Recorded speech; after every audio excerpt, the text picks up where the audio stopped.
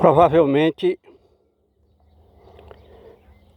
em pleno século XXI, a agricultura no Nordeste, nessa área do Nordeste, é loteria. É a loteria do se. Se chover, se molhar a terra, se a gente plantar, se a semente germinar, se a planta crescer, se as chuvas continuarem, se o chão estiver molhado e a planta se reproduzir e a gente colher, e se a gente colher. Nós estamos numa área agrícola, tradicional agrícola, aqui no Agreste. Um município com 252 quilômetros quadrados.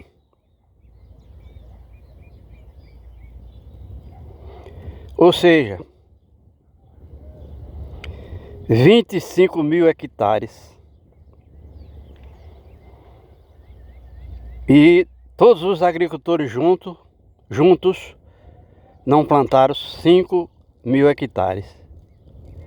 E mesmo assim é loteria. Planta se o chão estiver molhado, e esteve molhado a partir do mês de fevereiro.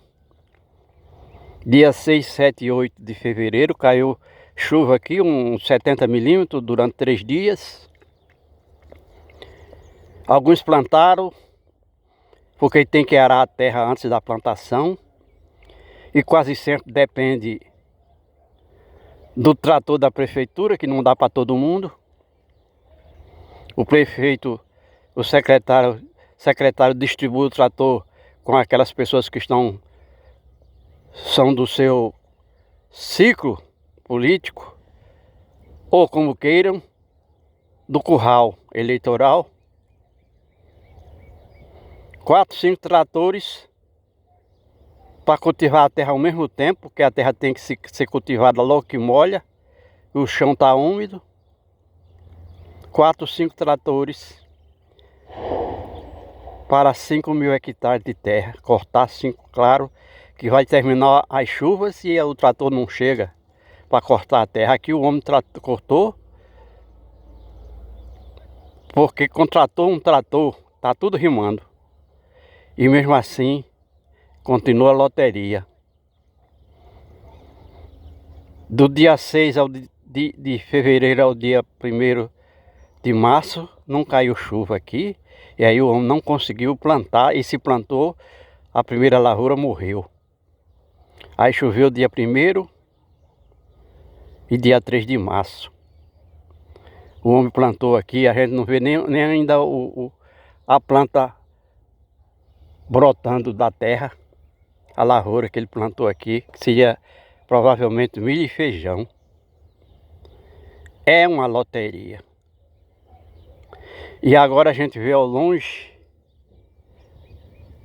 o homem cortando a terra usando a capinadeira, tracionada por um animal, um cavalo ou uma égua. Ainda na esperança de que vai ter chuva suficiente para manter esse chão molhado e essa lavoura crescer e se reproduzir. Do plantio à colheita são 70 dias para se colher o feijão verde e o milho verde, e 90 dias para se colher o grão seco. Imagina se vai ter chão molhado, porque a planta precisa de água todos os dias. Se vai ter chão molhado durante 70 dias, para que a planta possa viver e se reproduzir, é loteria. Choveu 110 milímetros aqui até agora, do mês de fevereiro até agora. Nós já estamos no dia 21 de março E faz 18 dias que caiu chuva aqui. Então, como a perda de água aqui é de 3,5 litros por dia, ou seja, 3,5 milímetros que se perde de água por dia por diversos vetores. Então, para que o homem possa produzir agricultura aqui, tem que sair dessa agricultura paleolítica,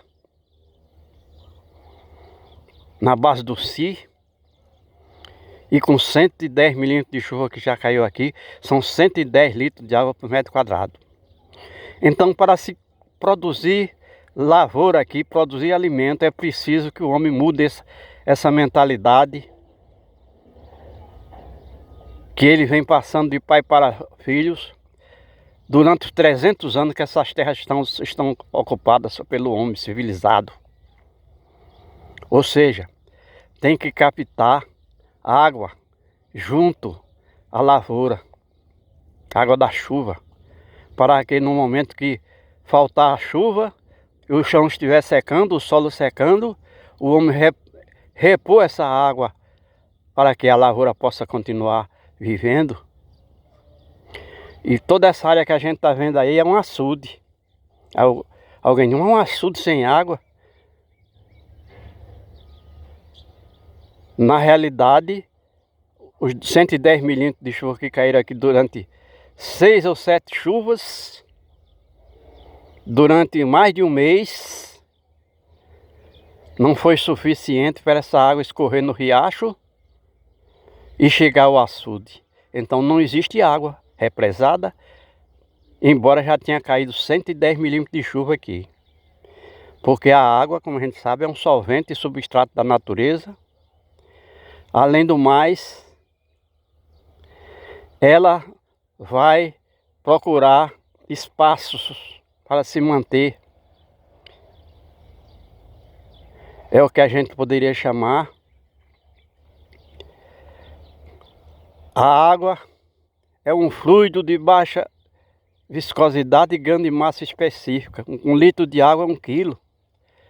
Então ela vai procurar os espaços, seja pela gravidade do terreno, seja pela temperatura ambiental, ela vai fluir para tudo que é lado. Então, os 110 milímetros de chuva que caiu aqui, que significa 110 litros de água por metro quadrado, pelo menos 90 litros dessa água já desapareceram por metro quadrado.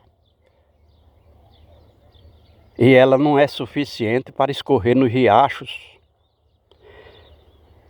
Mesmo que a gente sabendo que com as primeiras chuvas aqui não tinha nenhuma planta a nível de relva que pudesse reter essa água no solo.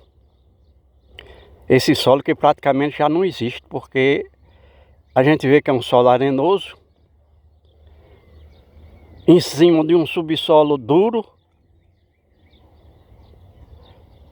e a água que penetra é apenas no solo, que tem no máximo 20 centímetros de espessura. Porque para baixo, na parte mais baixa do terreno, que é o subsolo e a rocha matriz, a água não penetra.